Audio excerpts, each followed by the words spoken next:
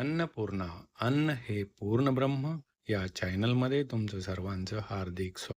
नमस्कार. आज बनवूया तोंडात टाकतात विरघळणारी आंबा नारळ बर्फी.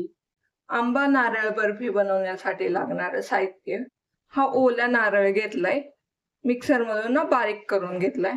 आणि हा एक नारळ घेतलेला आहे. आंब्याचा गर काढून घेतलेला आहे. साखर घेतलेली आहे आणि थोडेसे तूप लागणार आहे. 1 चमच्यानं तूप घालून घ्यायचंय कढईमध्ये आणि हा नारळ टाकून घ्यायचाय आणि हे मिक्स करून घ्यायचं. तुपावरनं हा नारळ भाजला जाईल. तुपावर हा छान पैकी नारळ भाजून घ्यायचंय. क्लोज व्हायचंय.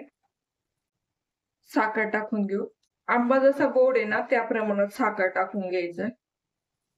आता साखर विरघळलं, थोडस असं पाणी सुटून ह्या नारळाला मिक्स करीत राहायचंय. साखर ना आता विरघळत चालली. पूर्णपणे विरघळल्याशिवाय मी ना याच्यामध्ये आंब्याचा ना गर टाकणार नाही. आणि ही बर्फी खायला खूप छान लागते. खोबऱ्याचा कलर पण चेंज होत चाललाय. आणि हे कंटिन्यूस असं मिक्स करीत राहायचं साखर विरघळत तवर. साखर विरघळली, आता मी ना हा आंब्याचा गर टाकून घेणार आहे. हा सगळा मिक्स करून घ्यायचा. एकजीव झाला पाहिजे नारळामध्ये हा. हे ना याचा गोळा बनतवर कंटिन्यूस असं मिक्स करीत राहायचंय. याचा ना गोळा बनायला लागला आणि तेल पण सुटायला लागले याचं. ना आता वडी ना थापून घ्यायची एका भांड्यामध्ये. भांड्याला ना मी तूप लावून घेणार थोडस.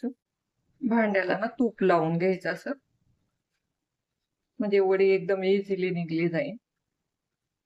हे मिश्रण ना याच्यात टाकून घ्यायचंय. हे ना असं थापून घ्यायचंय. हे असं एकसारखं थापून घ्यायचं. गरम आहे म्हणून मी ना ह्या चमच्याने थापून घेते. हे थापून झाले, आता थंड करून घ्यायचं आणि मग वडे पाडायच्या. याच्यामध्ये ना थोडेसे बदाम टाकून घेणारे. टाकायचे असले तरी टाका, नाही तर नका टाकू. आणि हे पुन्हा दाबून घ्यायचं असं. आणि थंड झाल्यावर ना याच्या वड्या कापून घेणार मी. बर्फी ना थंड झाली, आता कट करून घेऊ.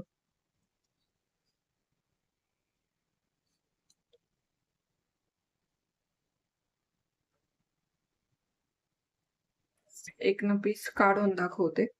कट करून झाले आणि एकदम मस्त अशी बर्फी तयार झाली. एकदम मस्त अशी तयार झाली. आता प्लेटिंग करून घेऊ.